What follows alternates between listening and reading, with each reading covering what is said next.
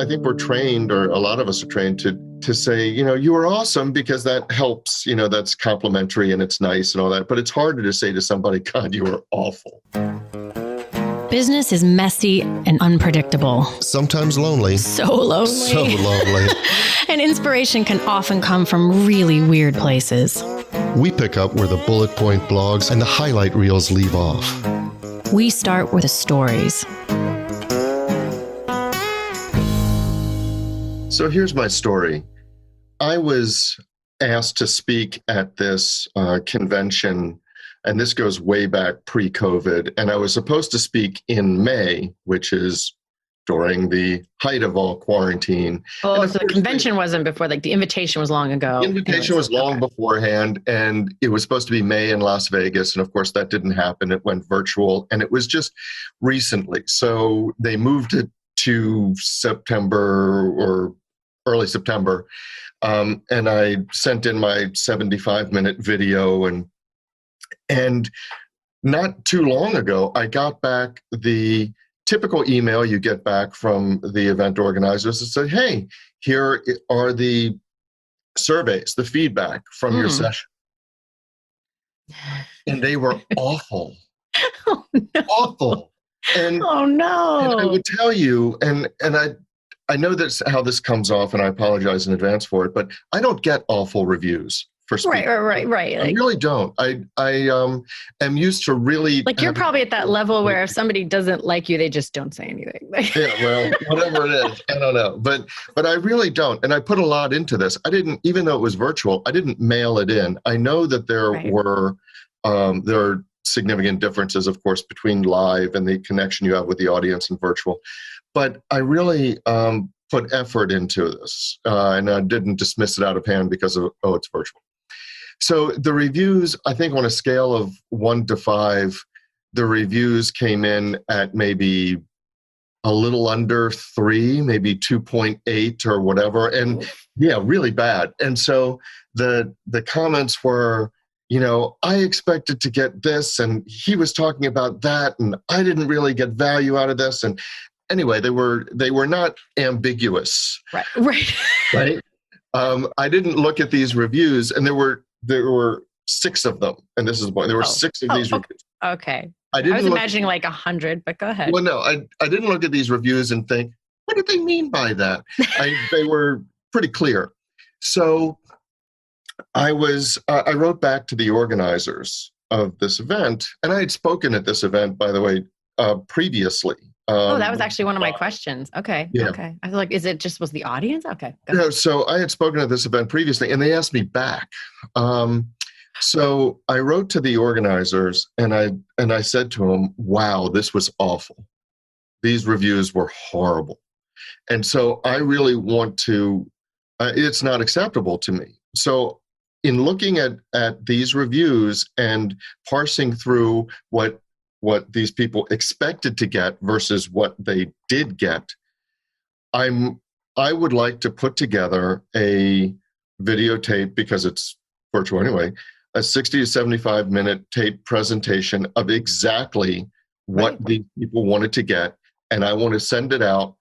And you can say it comes from your organization. It's another perk of membership. It goes out free of charge. But I just want to make it right for your members, because it's not acceptable to me that your members felt disappointed by me at your event. So they got back to me and they said, well, you don't have to do it. This is the first virtual event. We're kind of discarding these scores anyway, because it's the first virtual event, so we don't really take it too seriously and all that stuff. And I was like, no. I take it seriously. And they said, okay, well, if you want. And P.S., you should take it seriously. Whatever. Said, if you want, we'll send you the list of the people who attended the session, and you can write directly to them and see if they want that. Because I wanted them to send me a contract or send me something typical so I could work off of exactly what they're looking at in their real life. Mm-hmm. So they sent it to me, and there were like 50 people who attended this virtual session, which is higher than I thought. I had no idea what it was. So I sent out an email to all 50, and I said pretty much what I just summarized.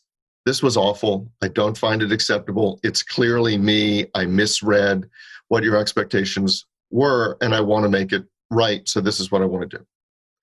And I sent that off, and I got a whole bunch of responses going, we loved it. We didn't write a review. I'm so sorry we didn't write a review, but I thought it was great. It really did this or whatever.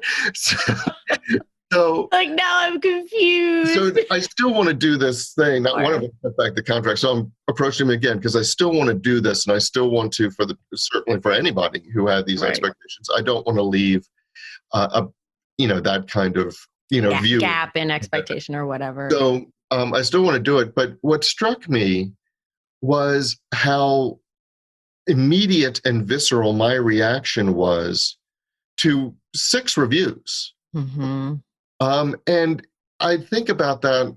I've been thinking about that a lot, especially in light of when you announce a new policy or a new initiative or something in your business, and you have this vocal, immediate response from a minority. And my initial response was to react immediately to that and to say, I must be the whole truth and nothing but the truth. As the whole truth and nothing but the truth. Yeah. Mm-hmm. And so it was just another illustration, and a dramatic illustration, that the truth is very nuanced, and it's not shaped just by the people who decide to speak up because they are really emotionally invested. In either way, and I would add that back, sort of the other way. I've seen, certain people, like when they do anything, especially if someone's sort of a little bit a rise in fame kind of thing, suddenly, no matter what they put, I mean, talking like not even like real fame, but like local fame, like somebody's the owner of a business and lots of people know them or something, that no matter what they post on social media, there'll be this huge slew of people like, that's amazing. And I'm like, is it? Like, right. It's not terrible, but come on. Like, and I do worry sometimes. It's like, gosh, you like, people might get like a false sense of both ends of feedback can be very misleading. And it's interesting, when I was doing my facilitation training with the year-long program I did at Hopkins, one of the things that I remembered more than anything else was there was a class where one segment of it was on kind of the mechanics of because one of the things was always ask for feedback at the end of a session or something. Sure. And but that teacher was so adamant. She said it several times, and and I didn't realize why until I got out in the world and started asking for feedback, why she was like, but listen to me when I tell you this part. She said, feedback always tells you more about the person giving the feedback than it does your thing. And the first time she said it, I was like, then why ask for feedback? But I get her point. It is this nuance between, you want to ask for feedback because you need to hear and see the things. But that feedback always has to be run back through this filter of like, eat the fish, spit out the bones, because a large portion of what comes back at you tells you about that person more than it does your thing, at least sometimes. I mean, it takes a lot of discernment, I guess, is the word that always feedback requires discernment. Right. And I also know that unless feedback is mandatory, you must turn in this evaluation. People rarely take the time to give feedback that's to say, it was fine. It was fine, right? Yeah. It's really on one end of the spectrum or the other. And so I know that there's people give feedback when they're strong, when they have a strong emotional reaction to something. Right. Like on Yelp, you'll see all I would come to this restaurant every single night for the rest of my life, and they don't walk in the door. It's disgusting. You don't get the, right. Okay. And especially in the restaurant, even if, your entree came out overcooked, or it was the wrong this or wrong that, a lot of times when people walk out and somebody at the front says, how was everything? You still say it was fine, because it's a high threshold a lot of times to give that kind of feedback. Especially, I think it's harder to give negative feedback because it's, I think we're trained, or a lot of us are trained to say, you were awesome, because that helps, that's complimentary and it's nice and all that. But it's harder to say to somebody, God, you were awful. Well, so yes, no, it is. I find it even harder, I think. Oh, no, I totally find that. I'm not the person who sends my food back and all that stuff. But I also think there's also that middle ground level of fine for me often covers up what would be a much more nuanced, like a more involved conversation, where I'm like, well, and they're not really asking to stand in conversation with me for 10 minutes while I go through like, well, this part was, blah, blah, blah. So there's that level. I think that part of the reason that middle part gets blurred is it takes more. It's kind of like, especially in this era that we're in 2020, when someone says, hey, how are you? It's like, it would take me a while to think through how to give you an authentic answer. And that is also, I think sometimes it's not just that it's easier from avoid a hard thing as it is just, that's a complicated answer. And I don't even know how to make that concise. And you don't really want a 20-minute answer. Well, let me just tell you on that. I know that's not your main point, but I actually am doing a transaction now with a lawyer on the other side who has been going through chemotherapy.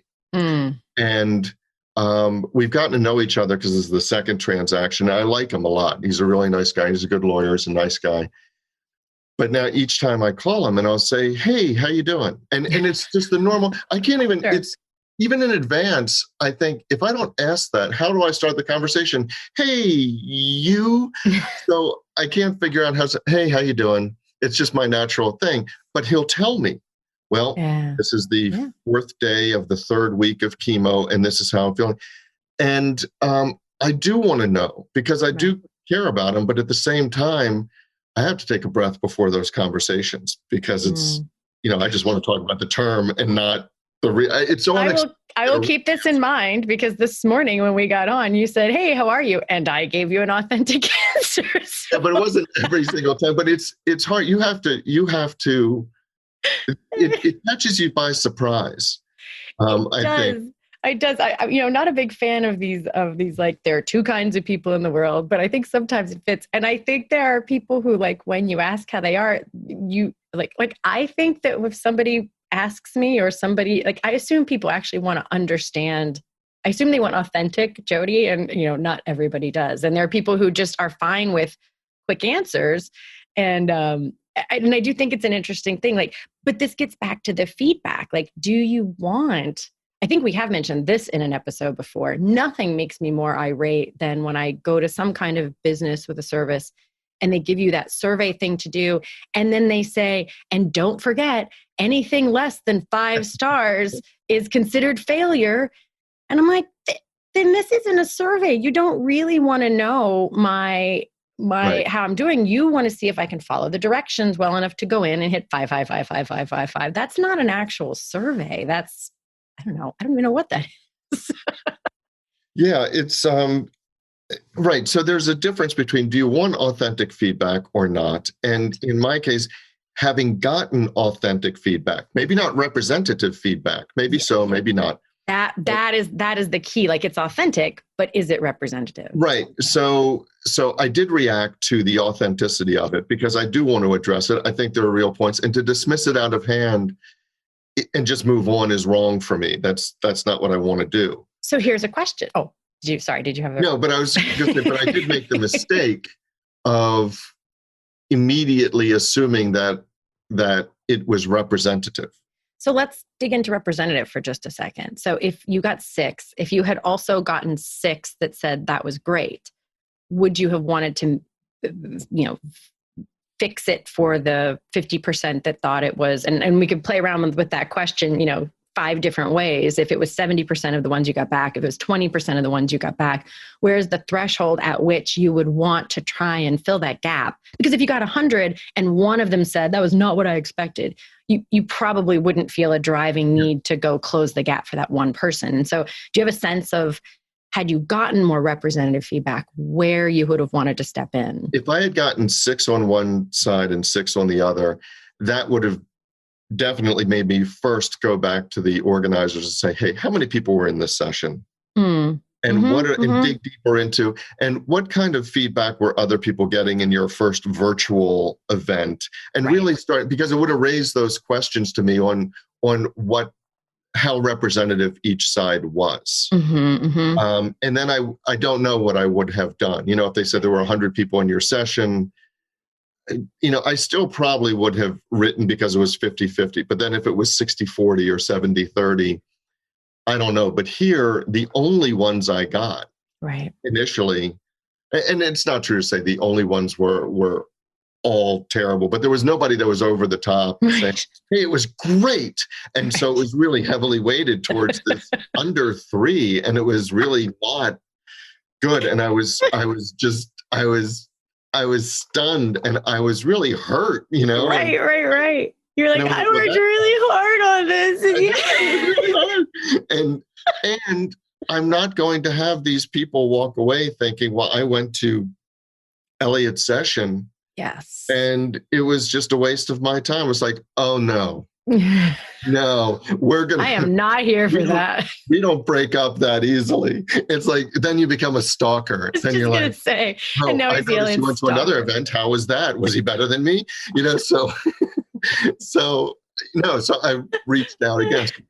I appreciate this, but I still really want to do this for you and whatever. Right. So I'll do one more reach out. And then if they say, gee, I didn't get what I expected, and then I've offered twice and they don't respond to me, then at that point I'm like, okay, well, you got to meet me at least halfway. Right.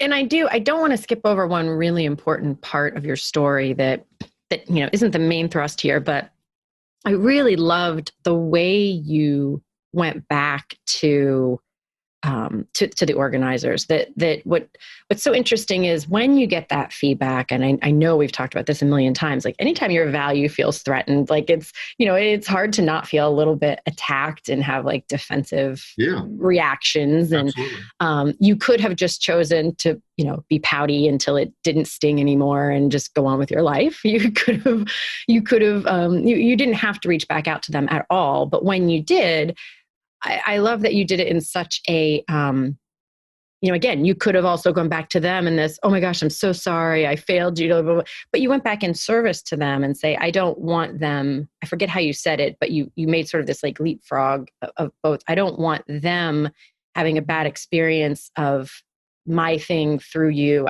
You said it much more clearly. But That's right, because they hired me, so I represented them, and I let some people down, so I don't want that. And I want to make good on that for you because I was a representative of you. And that, the part of, not only do I think that's a great business strategy move, I mean, if I'm that organizer and people got that kind of reaction, even if I really liked you, a tiny bit of me might be like, well, I love Elliot, but if our people don't like him, maybe we shouldn't have him back. There'd be that kind of like, well, what a bummer, because I really thought he did a good job, but if people didn't like it, like we're here to serve the people.